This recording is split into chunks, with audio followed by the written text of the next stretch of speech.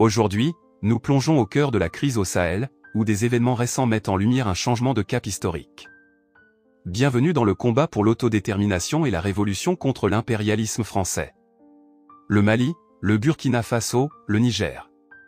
Les récents coups d'État au Sahel et la crise qui entoure l'ambassade française à Niamey mettent en lumière la contestation grandiose de l'influence française dans sa région historique. Cette situation nous pousse à réfléchir à une perspective politique anti-impérialiste et révolutionnaire. Avant de commencer, n'oubliez pas de vous abonner et d'activer la cloche de notification pour ne rater aucune de nos prochaines vidéos.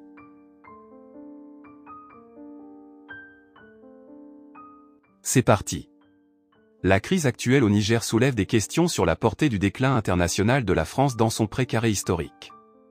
Les récentes manifestations devant la base militaire de Niamey révèlent la profonde colère de la population à l'égard de la domination française, contrairement à ce que suggère la presse internationale en les qualifiant simplement de militants pro-junte. Alors que les grandes puissances mondiales s'acheminent vers des affrontements potentiels, la France est confrontée à sa propre réalité, et son incertitude la guette, elle risque de perdre sa place dans la hiérarchie des puissances mondiales. La crise qui se cristallise au Sahel pourrait rapidement s'étendre aux pays côtiers d'Afrique de l'Ouest, traditionnellement proches de l'impérialisme français. Explorons quelques facteurs clés qui sous-tendent cette situation. 1. Les opérations militaires françaises, un échec retentissant en 2011, la France lançait une offensive décisive en Afrique, intervenant militairement en Côte d'Ivoire pour défendre ses intérêts et imposer Alassane Ouattara comme son nouvel allié local. Cependant, la montée des tensions en Libye l'a rapidement placé en première ligne au sein de l'OTAN, cherchant à protéger ses intérêts et à prévenir une déstabilisation de la région. La France a alors tenté de coopter un parti de la résistance libyenne tout en se débarrassant du régime de Kadhafi pour accéder au marché lucratif et sécuriser ses intérêts en Méditerranée. Cette action, contrairement à la vision courante de la France en Afrique, ne s'explique pas uniquement par des motifs économiques, mais également par une stratégie visant à maintenir sa stature de grande puissance mondiale.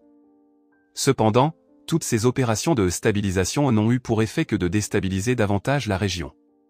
Entre 2013 et 2014, la France a déployé jusqu'à 8000 soldats dans la région des trois frontières entre le Mali, le Burkina Faso et le Niger, invoquant la théorie non fondée des lignes de djihadistes se dirigeant vers Bamako. Après 9 longues années d'opérations militaires, la France est embourbée. Selon l'Armed Conflict Location and Event Data Project, plus de 23 500 civils ont péri au Mali, au Burkina Faso et au Niger depuis 2015. Le nombre de déplacés internes a quadruplé, atteignant 1,4 million de personnes. Malgré les affirmations arrogantes d'Emmanuel Macron, la réalité est implacable. 2. Une mobilisation populaire et une colère anti-domination. Le sentiment anti-français est le cri de ralliement d'une nouvelle époque, remplaçant le sanglot de l'homme blanc. Pourquoi devrions-nous applaudir la France pour avoir prétendument consacré tant de temps à stabiliser une région où elle n'aurait aucun intérêt, comme le prétendent les partisans de la France-Afrique? La réalité, c'est que les Maliens, les Sénégalais, les Tchadiens et les Nigériens qui se mobilisent contre les géants français tels que Total ou Carrefour et réclament le retrait des troupes françaises de Niamey ne le font pas par mépris de la culture française. Nous parlons ici de siècles de domination française qui n'ont jamais pris fin, même après la décolonisation. Pour résumer les raisons qui alimentent cette colère, le maintien du franc CFA, toujours sous la tutelle de la Banque de France, qui confère à la France un contrôle sur les politiques monétaires de 14 pays de la région, une armée agissant comme une force d'occupation, un quasi-monopole sur la production, l'exploitation et la vente des ressources, ainsi que l'utilisation des infrastructures du pays, alors que 60% de la population nigérienne reste privée d'accès à l'électricité.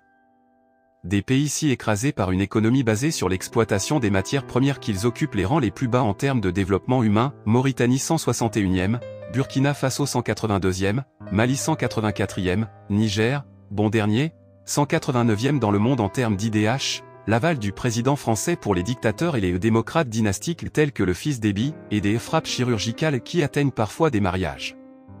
La liste pourrait s'allonger, mais l'idée est déjà claire, il existe de nombreuses raisons de s'opposer à la domination et à l'impérialisme français lorsqu'on est un travailleur, un chômeur, un paysan ou un étudiant vivant dans un pays sous influence française.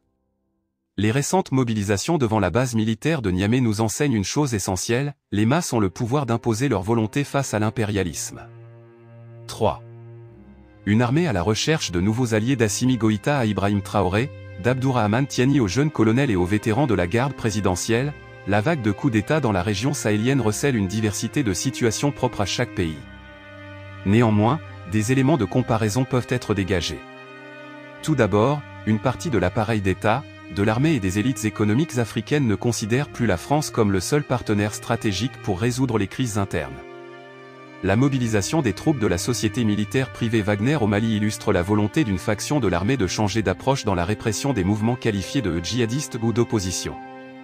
D'autres préféreraient explorer des voies de négociation, une logique catégoriquement rejetée par la France, qui refuse de dialoguer avec les terroristes. Pourtant, la France a joué un rôle central dans la création et le renforcement des appareils militaires au Sahel, financement massif, augmentation des budgets militaires, formation des officiers. Si l'armée occupe la place qui est la sienne aujourd'hui au Niger, la France y est pour beaucoup. Ces segments de l'armée voient dans le déclin de l'influence française et l'émergence de nouveaux partenaires, Chine, Turquie, Russie, Allemagne, États-Unis, une opportunité pour exploiter la colère des masses populaires en vue de négocier de meilleures conditions géopolitiques et une domination moins évidente. Personne ne doute que les démocraties soutenues par la France, telles que celle de Mohamed Bazoum, n'étaient que des façades visant à défendre les intérêts français et les élites locales. Toutefois, les coups d'État actuels ne constituent pas une alternative progressiste. Ces factions de l'armée perçoivent les classes populaires comme un moyen de pression pour négocier leur position vis-à-vis des institutions internationales et s'insérer dans les dynamiques géopolitiques en cours. 4. Une menace d'intervention riche en contradictions. La situation actuelle en Afrique de l'Ouest se caractérise par une division marquée entre deux camps, d'un côté, la CEDEAO, se présentant comme le défenseur légitime des intérêts des puissances impérialistes dans la région, de l'autre, les États de la zone des trois frontières cherchent à construire une logique de bloc pour se protéger contre une éventuelle intervention impérialiste, avec une stratégie simple. La France milite en faveur d'une intervention du corps CEDEAO de la CEDEAO, car elle ne peut pas tolérer un tel recul dans sa sphère d'influence historique, humiliation de son ambassadeur, présence de soldats français encerclés par des milliers de Nigériens réclamant leur départ, et remplacement des troupes françaises par les mercenaires de Wagner au Mali. L'image internationale de la France, déjà sérieusement écornée en dehors de son précaré, affaire des sous-marins australiens, partenariat au cul, notion des autonomies stratégiques qu'elle défend seule, est désormais engagée dans une tempête de colère au sein d'une région où, il y a quelques années à peine, ces soldats étaient acclamés par la population et l'opposition malienne. Cependant, les faiseurs de guerre comme Catherine Colonna ou Emmanuel Macron ne semblent peut-être pas tout à fait comprendre que nous ne sommes plus en 2011, lorsque la France intervenait pour installer Alassane Ouattara au pouvoir en Côte d'Ivoire. La situation a évolué, au Sénégal, d'importantes mobilisations secouent régulièrement le pays contre le président Macky Sall, au Nigeria, le Sénat s'oppose à une intervention de la CEDEAO, au Tchad, la situation est si précaire que le moindre événement pourrait déstabiliser le régime du fils Déby. En d'autres termes, la France et ses alliés régionaux pourraient rapidement être confrontés à leurs propres contradictions internes. Une intervention de la CEDEAO pourrait ouvrir la voie à des forces profondément réactionnaires et déclencher un bain de sang entre le Nigeria et le Niger. 5. Abattre l'impérialisme. Abattre la France-Afrique. Il est désormais évident que la France ne joue qu'un rôle réactionnaire dans les pays qu'elle domine. Malgré la stabilité apparente de ses piliers, elle connaît un revers si important qu'il pourrait avoir des conséquences graves pour le régime de la Ve République, historiquement construit autour de la défense de la position politique et militaire de la France dans le monde. Ainsi, la tâche la plus pressante pour le mouvement ouvrier et les organisations politiques se revendiquant de la classe ouvrière est de s'opposer catégoriquement à une éventuelle intervention de la CEDEAO au Niger. Les récentes manifestations au Niger contre l'armée française ont démontré que les masses populaires et la classe ouvrière nigérienne peuvent ouvrir la voie à une lutte frontale contre l'impérialisme français. Une condition essentielle à cela est l'intervention réelle de la classe ouvrière et des classes populaires de manière totalement indépendante des intérêts de la junte militaire actuelle. La solidarité qui pourrait exprimer la classe ouvrière française contre une telle intervention pourrait constituer un point d'appui crucial pour mettre fin à la France-Afrique et ouvrir la voie à une véritable alternative progressiste. Cela inclut la fin de la domination française, le retrait de toutes les troupes militaires étrangères de la région, l'expropriation de tous les grands groupes économiques et leur mise sous contrôle ouvrier dans l'intérêt de la population, ainsi que le monopole du commerce extérieur. Ces critères pourraient ouvrir la voie vers l'autodétermination nationale, qui ne peut être garantie que par le biais d'un gouvernement des travailleurs et d'un État socialiste. Voilà, c'est la fin de cette vidéo fascinante sur. J'espère que vous l'avez appréciée autant que nous l'avons aimée.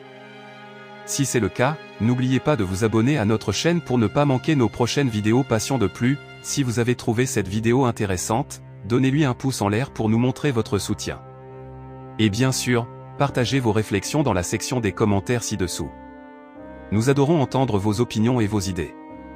N'hésitez pas à explorer d'autres vidéos sur notre chaîne. Nous avons plein de contenu captivant qui vous attend. Merci encore d'avoir regardé, et nous avons hâte de vous retrouver dans notre prochaine vidéo. À bientôt.